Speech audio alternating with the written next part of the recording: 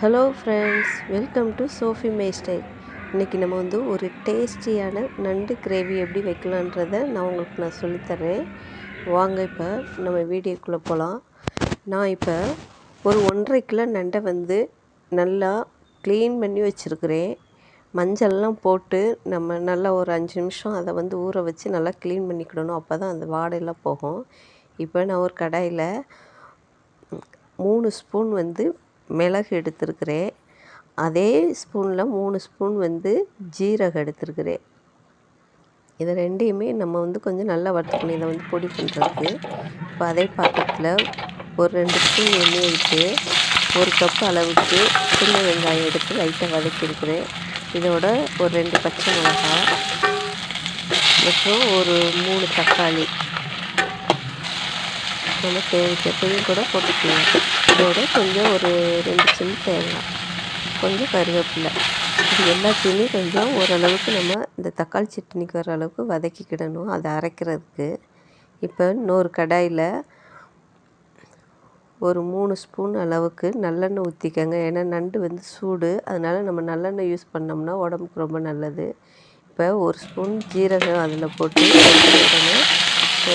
ஒரு 1 கப் அளவுக்கு சின்ன வெங்காயம் பொடி பொடியாக கட் பண்ணியிருக்கிறேன். வதக்குனதெல்லாம் நம்ம வந்து அரைச்சி ஊற்றுறதுக்கு. இது வந்து நம்ம நார்மலாக வதக்கி நண்டை போடுறதுக்காக தான். இப்போ அதில் ஒரு பச்சை மிளகாவும் கீறி போட்டிருக்கிறேன். ஒரு 2 தக்காளி பழத்தை பொடிசாக கட் பண்ணி அதையும் போட்டிருக்கிறேன்.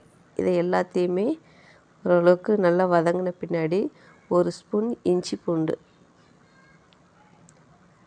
இப்போ நான் வந்து க்ளீன் பண்ணி வச்சுருக்கிறேன் இந்த நண்டை இதோடு சேர்த்து நல்லா கிளறி விட்டுக்கிடணும்.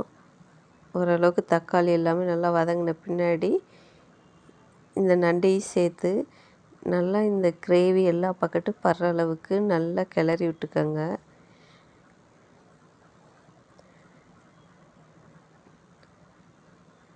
நம்ம நண்டை கிளறது கொஞ்சம் கஷ்டமாக தான் இருக்கும் எல்லாம் படுறது. ஆனாலும் ஓரளவுக்கு நல்லா கிளறி விட்டுட்டு அதில் லைட்டாக மஞ்சப்பொடி போட்டுக்கோங்க. நம்ம க்ளீன் பண்ணும்போது ஏற்கனவே நம்ம மஞ்சப்பொடி போட்டிருக்குறோம், அதனால் திருப்பி ஒரு கொஞ்சோண்டு மஞ்சப்பொடியும் உப்பையும் போட்டு நம்ம எல்லா பக்கட்டும் கொஞ்சம் கிளறி விட்டுட்டு ஒரு 5 நிமிஷம் இதை வந்து அப்படியே மூடி வச்சு வேகட்டும். இப்போ வந்து நம்ம ஏற்கனவே நம்ம வதக்கி அரைச்ச அந்த வெங்காயம் தக்காளி எல்லாம் இப்போ இதை திறந்து பார்த்தோம்னா நல்லா 3/4 பதத்துக்கு வெந்திருக்குது. இதோட நம்ம ஏற்கனவே அரைச்சி வச்ச அந்த விழுதையும் இதோட சேர்த்து நல்லா கிளறி எடுத்துக்கிடணும். நல்லா கிளறிக்கங்க. இப்போ வந்து 2 ஸ்பூன் தனி மிளகாத்தூள், 2 ஸ்பூன் மல்லித்தூள், நம்ம ஏற்கனவே மிளகு ஜீரகம்லாம் வறுத்து வச்சுருக்கோம்ல, அதையும் பொடி பண்ண அந்த மசாலையும் இதோடு சேர்த்து தேவையான அளவு உப்பையும் சேர்த்து நல்லா எல்லா பக்கட்டுமே கிளறிக்கங்க. இவ்வளவு தான். இதை வந்து நம்ம நல்லா கிளறிட்டு ஒரு 5 நிமிஷம் அப்படியே சிம்லேயே வச்சு நல்லா கொதிக்க விட்டோம்னா நமக்கு நல்ல கிரேவி பதத்துக்கு வந்துடும்.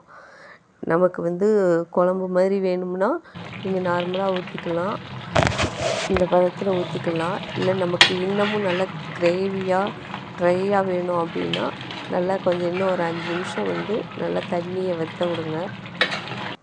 வற்ற விடும்போது இப்போ வந்து நமக்கு இந்த பதத்துக்கு வந்து கிடைக்கும். இப்போ சூப்பரான நண்டு கிரேவி நமக்கு ரெடி ஆயிடுச்சு. பார்க்கவே உடனே சாப்பிடணும் போல் இருக்குது. நீங்களும் இதை வீட்டில் போய் ட்ரை பண்ணி பாருங்கள். சண்டே ஸ்பெஷலாக இதை ட்ரை பண்ணி பார்த்து எல்லோரும் சாப்பிட்டுட்டு என்ஜாய் பண்ணுங்கள். இது எப்படி இருக்குன்றத கமெண்ட் பாக்ஸில் கமெண்ட் பண்ணுங்கள்.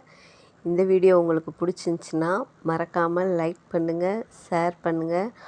சோஃபி மை ஸ்டைலுக்கு சப்ஸ்கிரைப் பண்ணிடுங்க. தேங்க்யூ.